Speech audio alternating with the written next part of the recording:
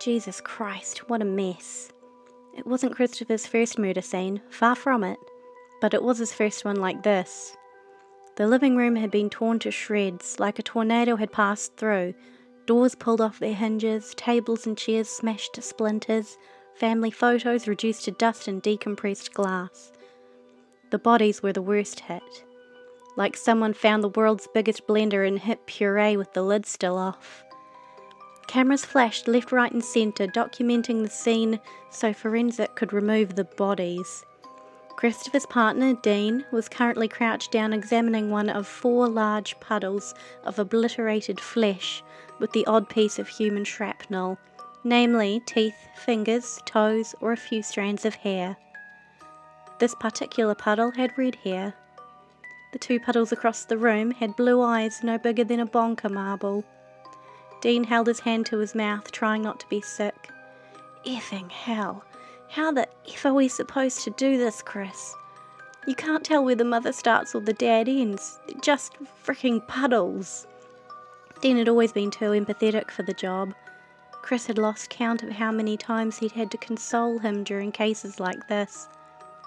He just couldn't distance himself. But then, he was a father, too close to home. Dean slid back from the red-haired puddle that had been Norma Watkinson, his eyes wet but not yet spilling over with tears. They had 2 kids, Chris. 2! Both men tried not to look at the little blue-eyed puddles across the room.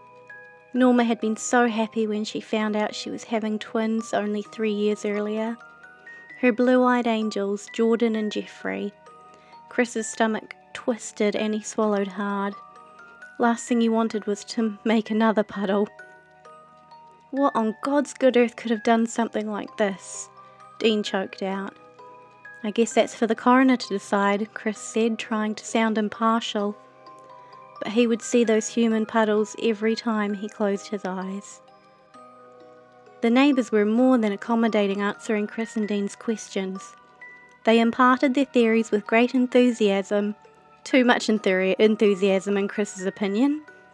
So, correct me if I have this wrong. You think, and I quote, that it was 2 children roaming the neighbourhood that killed the Watkinson family? Chris resisted the urge to massage the bridge of his nose.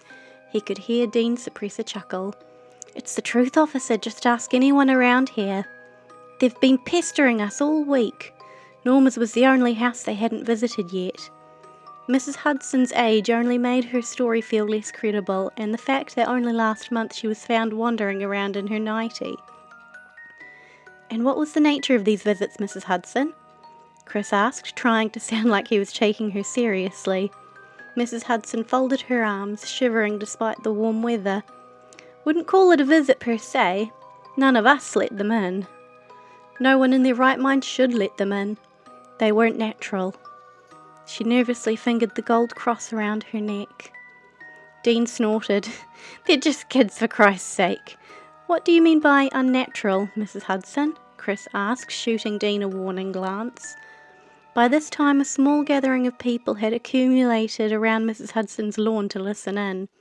Their eyes weren't right. And their speech was cold, all in the same tone. Unfeeling, not natural in a child. Mrs. Hudson's shoulders deflated, and she hugged herself tighter. Eyes? How were they not right? Chris asked. Dean threw his arms up in frustration, and Chris knew he thought they were wasting their time.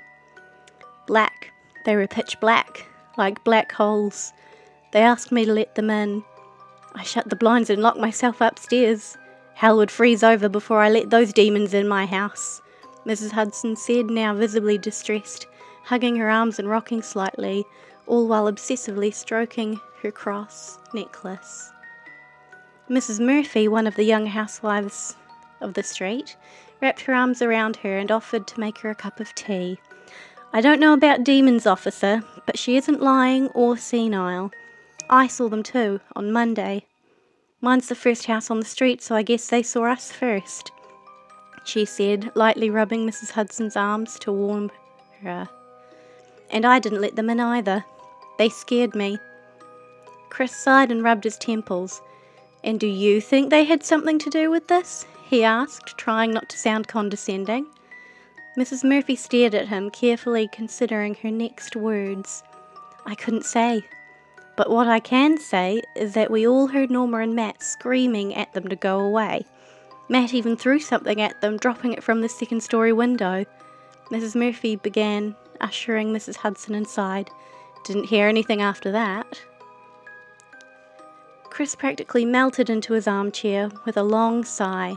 Ice-cold drips tickled his fingers as they trickled down his beer bottle. Was it really that bad? Chris's wife, Lucy, asked. Lucy and Norma had been in the same book club, and she'd even babysat the twins from time to time when Norma needed a few moments' peace. The worst. Chris closed his eyes only to snap them back open to rid himself of the human puddles.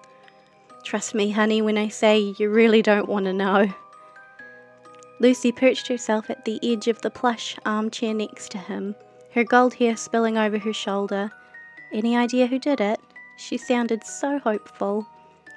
Chris wished he could tell her he had more to go on than a ridiculous rumour, a callous prank by bored school kids. But he'd never lied to his wife. His eyes trailed to the barely noticeable bump of her belly. How's the little sea monkey today? He smiled, putting his beer to one side and leaning closer to Lucy. Oh, the usual, making me puke all morning and need to pee 1,000,000 times a day, Lucy replied, rubbing her belly affectionately. But I got a lot done in the nursery. Concern was all over her face, even in the dim evening light. Don't you worry, we'll catch the guy. Chris gently kissed her hand before standing and putting his beer bottle in the recycling bin. Why don't you and the sea monkey go off to bed? I'll put the house to sleep. Lucy chuckled, one foot already on the first step when the doorbell began to ring. I'll get it, Lucy said. Chris heard the tip-tap of her slippers on the tiled foyer. Chris? Can you come here?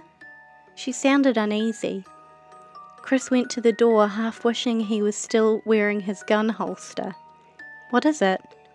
He peered through the peephole. 2 young children, a boy and a girl, stood on their doorstep, perfect postures and unemotive expressions. Their haircuts and clothes look old, from the 1920s, the boy in grey tweed shorts and stockings with matching jacket and tie, and the girl in pigtail braids, button-down jacket and Mary Jane's. Why didn't the sensor light come on? Lucy whispered, pushing a corner of the blinds back so she could see out the side window. Please help us. A chill went through Chris and he shuddered involuntarily. Sweat drenched his hair and forehead in less than a minute, and his chest felt painfully tight. We need help. Please let us in.